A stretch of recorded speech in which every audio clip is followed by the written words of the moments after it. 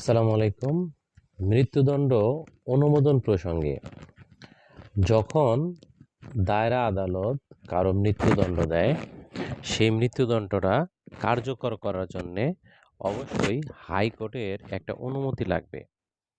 আমরা জানি ফৌজদারি কার্যবিধির আপনার ৩১ ধারাতে যে দায়রা আদালত এবং হাইকোর্টের একটা ক্ষমতা দেওয়া আছে, সেইখানে একটা ক্ষমতা হচ্ছে দায়রা আদালত, আপনার দায়রা জজ সে কি করতে পারবে? আইন অনুমোদিত যেকোনো দণ্ডই দিতে পারবে। কিন্তু যদি আপনার মৃত্যুদণ্ড হয়, তাহলে সে অবশ্যই হাইকোর্ট বিভাগে এটার অনুমোদন নিয়ে আসতে হবে। কি জন্যে? কার্যকর করার জন্যে। তাহলে মৃত্যুদণ্ড কার্যকর করার জন্য অবশ্যই হাইকোর্টের অনুমোদন লাগবে। ঠিক আছে? ডেথ রেফারেন্স লাগবে। এখন এই ডেথ রেফারেন্সের জন্যে পাঠাবে। কোন ধারা অনুযায়ী ডেথ রেফারেন্সের জন্য পাঠাবে? তা ফৌজদারি কার্যবিধির ৩৭৪ ধারা অনুযায়ী ডেথ রেফারেন্সের জন্য হাইকোর্ট বিভাগে প্রেরণ করবে। আচ্ছা, হাইকোর্ট বিভাগ ডেথ রেফারেন্সের জন্য যখন প্রেরিত হইল, তখন কি করবে? হাইকোর্ট বিভাগ কি করবে? হাইকোর্ট বিভাগ সে নিজে অথবা দায়রা জজকে সে আপনার অতিরিক্ত অনুসন্ধান বা অতিরিক্ত সাক্ষ্য গ্রহণের জন্য বলতে পারে। তাহলে অতিরিক্ত সাক্ষ্য গ্রহণের জন্য যদি প্রয়োজন হয়, হ্যাঁ, তখন আপনার সে নিজেও করতে পারবে অথবা দায়রা জজকেও সে সে অতিরিক্ত সাক্ষ্য গ্রহণের জন্য নির্দেশ দিতে পারবে। আচ্ছা, তাহলে ৭৪-এ পাইলাম, ৩৭৪-এ পাইলাম ডেথ রেফারেন্সের জন্য হাইকোর্টের বিভাগে পাঠাবে। তারপর ৭৫-এ আছে, ৩৭৫-এ আছে অধিকতর অনুসন্ধান বা অতিরিক্ত সাক্ষ্য গ্রহণ করতে পারবে। আচ্ছা, এখন ৩৭৬ দ্বারায় ডেথ রেফারেন্সের শুনানি, ডেথ রেফারেন্স যখন পাঠাবে এই বিষয়ে শুনানি হবে। শুনানির সময় একটা যে মোস্ট ইম্পর্টেন্ট একটা বিষয় হচ্ছে যে শুনানির সময় যদি আপনার দেখা গেল যে সে এখান থেকে খালাস পাবে।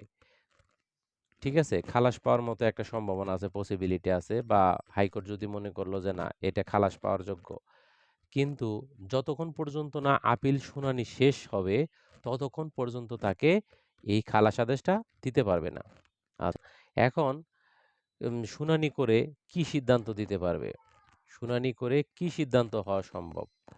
যদি মৃত্যুদণ্ড অনুমতির জন্য পাঠায়, সে অনুমতি দিতে পারে, অথবা অন্য কোনো শাস্তি থাকলে সেটা দিতে পারে, অথবা তার মৃত্যুদণ্ডটা বাতিলও করে দিতে পারে যে না, তার মৃত্যুদণ্ডটা সঠিক হয় নাই। অথবা দায়রা আদালতে যে দণ্ডে আসামিকে দণ্ডিত করতে পারত সেই দণ্ড দিতে পারে, যে এই দণ্ডটা দিতে পারত, তাকে মৃত্যুদণ্ড না দিয়ে অন্য একটা দণ্ড দিতে পারত, সেই দণ্ডটা দিতে পারে। আচ্ছা, অথবা আসামিকে খালাস দিতে পারে, যে হ্যাঁ আসামিটা কি মুক্তি পাবে। তাহলে আমরা মোটামুটি পাইলাম যে হাইকোর্টে যখন মৃত্যুদণ্ডপ্রাপ্ত আসামির ডেথ রেফারেন্সের জন্য পাঠাবে, অনুমতির জন্য পাঠাবে, অনুমতির জন্য পাঠাবে ৩৭৪ ধারায়, এবং এই তার পরবর্তীতে যদি কোনো সাক্ষ্য গ্রহণের প্রয়োজন হয় ৩৭৫ ধারা। আচ্ছা, তারপরে ডেথ রেফারেন্সের শুনানি হবে। শুনানির সময় সে কি সিদ্ধান্ত দিতে পারবে, এই বিষয়গুলা আছে। কি কি সিদ্ধান্ত দেওয়া সম্ভব? সে যদি পাঠাইলো যে মৃত্যুদণ্ড অনুমতি দিবেন কিনা, তখন বলল না, এই মৃত্যুদণ্ডের অনুমতি দেওয়া হবে না, তার মানে কি এটা বাতিল। আচ্ছা, যদি বলে যে না এটা তো সাজা, আসলে মৃত্যুদণ্ড হয় না, অন্য দণ্ড হয়, সেটাও দিতে পারবে। অথবা বলতে পারে, নতুন করে বিচারও করতে পারে যে ঠিক আছে তুমি এর নতুন করে আবার বিচার করো। আচ্ছা, অথবা আসামিকে খালাসও দিতে পারে। ডেথ রেফারেন্স শুনানির সময় অবশ্যই আপিল যখন শেষ হবে তখন এই আদেশটা দিতে পারবে। ঠিক আছে? আচ্ছা, এখন যদি খালাস না দেয়, যদি অনুমতি দেয়, ঠিক আছে? যদি খালাস না দিল, যদি অনুমতি দেয়, তার মানে যে মৃত্যুদণ্ডের অনুমতি এবার দিয়ে দিল। ঠিক আছে? মৃত্যুদণ্ডের অনুমতি দিয়ে দিল, তখন কি পদ্ধতিটা গ্রহণ করবে? যখন মৃত্যুদণ্ডের অনুমতি দিল, এই ক্ষেত্রে দেখেন দণ্ড বা শাস্তি কার্যকর। সে অনুমতিটা দেওয়ার পর সেটা পাঠিয়ে দিবে দায়রাতে। তারপর দায়রা এটাকে কার্যকর করবে। আচ্ছা, দায়রা কার্যকর করবে, ঠিক আছে। এখন যদি কখনো দেখা গেল যে যিনি মৃত্যুদণ্ডপ্রাপ্ত হইছে তিনি একজন মহিলা এবং প্রেগনেন্ট বা গর্ভবতী, তখন তার দণ্ডটাকে স্টপ রাখতে পারে, স্থগিত রাখতে পারে, অথবা তার মৃত্যুদণ্ড না দিয়ে তাকে যাবজ্জীবন কারাদণ্ড দিতে পারে। ঠিক আছে? অথবা যদি তার দেখা গেছে যে ২ রকমের দণ্ড হয়। একটা হচ্ছে যে কারাদণ্ড অথবা কারাদণ্ড সাথে আ অর্থদণ্ড। অর্থদণ্ড অনাদায়ে কারাদণ্ড। তার মানে ৬ মাস ৬ মাস অথবা ৳১,০০০। ৳১,০০০ অনাদায়ে আরো ২ মাস। এরকম একটা পয়েন্ট থাকতে পারে। অথবা শুধুমাত্র তাকে অর্থদণ্ড করতে পারে। ঠিক আছে? অথবা আ এই অর্থদণ্ড না করে যদিও আমাদের ফৌজদারি কার্যবিধিতে যদিও এখনো বেত্রাঘাত কিন্তু আমাদের নাই। পেনাল কোডে বেত্রাঘাতের বিষয়টা নাই। আচ্ছা যাই হোক সেদিকে না যাচ্ছি। তো যদি আপনার নতুন কোনো দণ্ড দেয় অথবা মৃত্যুদণ্ড বহাল থাকে, সেই ক্ষেত্রে ২ বা ততোধিক বিচারকের সমন্বয়ে এটা স্বাক্ষর হবে। আশা করি বুঝতে পেরেছেন। এখন আরেকটা বিষয়, যদি পরবর্তীতে কোনো জরিমানার বিষয়ে থাকে, যে জরিমানাটা করা হয়েছে সেই জরিমানার ক্ষেত্রে একটা জিনিস খেয়াল করেন ৩৮৬ জরিমানা আদায়ের জন্য পরোয়ানা জারি। এই ক্ষেত্রে একটা বিষয় অবশ্যই মাথায় রাখতে হবে যে এই জরিমানাটা করার সময় পদ্ধতি যেটা গ্রহণ হবে সেটা মূলত দেওয়ানি পদ্ধতি গ্রহণ হবে। ঠিক আছে? দেওয়ানিতে আমাদের ডিগ্রি জারির যে একটা সিস্টেম ছিল, ঠিক আছে? এই ক্ষেত্রেও আপনার জেলা কালেক্টর এই দেওয়ানি ক্ষমতাটা প্রয়োগ করবে। জরিমানার টাকাটা আদায় করবে। ঠিক আছে? জরিমানার টাকা আদায় করার ক্ষেত্রে তাকে জানানো হবে যে আপনার এই এতদিনের মধ্যে জরিমানার টাকাটা দিতে হবে।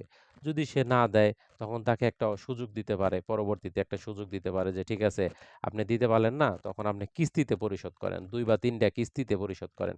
যদি ২ বা ৩ টা কিস্তিতে পরিশোধ করে তাহলে এই ক্ষেত্রে একটা জিনিস মাথায় রাখতে হবে যে এক কিস্তি থেকে আরেক কিস্তির মেয়াদ অবশ্যই ৩০ দিনের বেশি হবে না।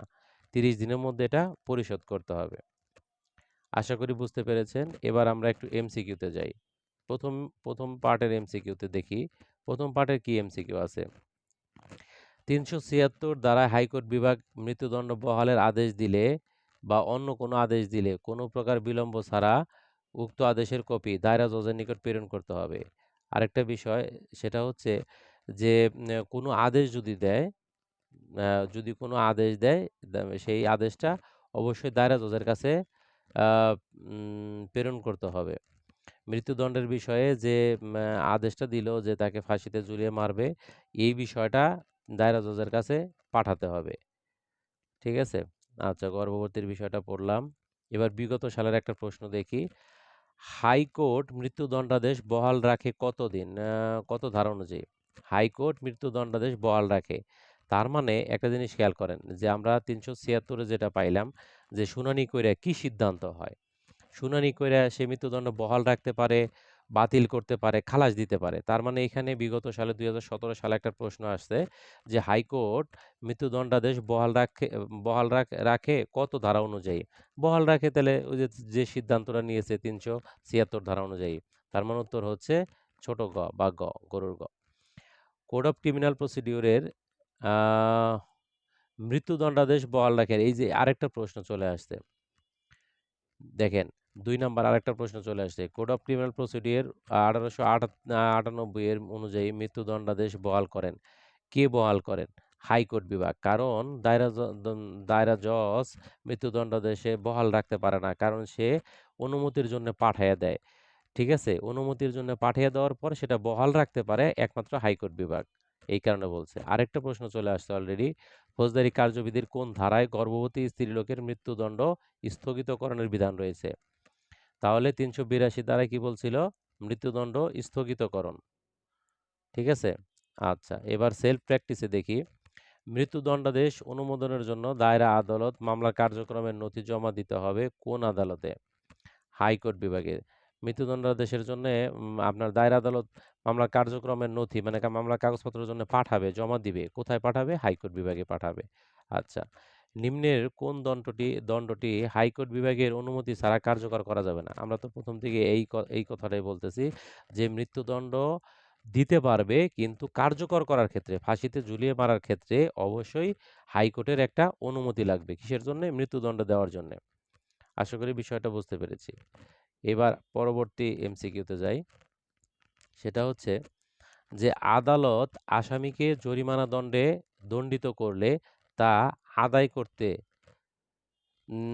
পরোয়ানা দেওয়া যায় কাকে? এখন ওই যে ১ম এ বললাম যে আদালত আসামিকে যদি জরিমানা দণ্ডে দণ্ডিত করে, সেই ক্ষেত্রে মূলত দেওয়ানি পদ্ধতি গ্রহণ করবে। সেই ক্ষেত্রে জরিমানার টাকা আদায় করবে জেলা কালেক্টর। তাহলে ১ম এ এটা এমসিকিউটা চলে আসছে, বিগত সালে এমসিকিউটা চলে আসছে। আচ্ছা। তারপর কে পরোয়ানা ইস্যু করতে পারবে ম্যাজিস্ট্রেট কার্যকর করার জন্য নাবালক অপরাধীকে সাধারণ করে? মোস্ট ইম্পর্টেন্ট আরেকটা প্রশ্ন। একটা জিনিস খেয়াল করে দেখেন, যখন কোনো ব্যক্তি নাবালক থাকে, নাবালক এখানে একটা জিনিস মাথায় রাখতে হবে, নাবালক বলতে এখানে বোঝাইছে ১৫ বছরের কম। যার বয়স ১৫ বছরের কম তাকে সাধারণ অপরাধীদের সাথে রাখা যাবে না। তার জন্য অবশ্যই সরকার প্রদত্ত একটা শোধনাগার, মানে এখানে তাদের যে কিশোর সংশোধনাগার, এই সংশোধনাগারে তাদেরকে রাখতে হবে। ঠিক আছে? এবার দেখি বিগত সালের একটা প্রশ্ন। নাবালক অপরাধীকে সংশোধনাগারে রাখার বিধান ফৌজদারি কার্যবিধির কোন ধারায় দেওয়া হয়েছে?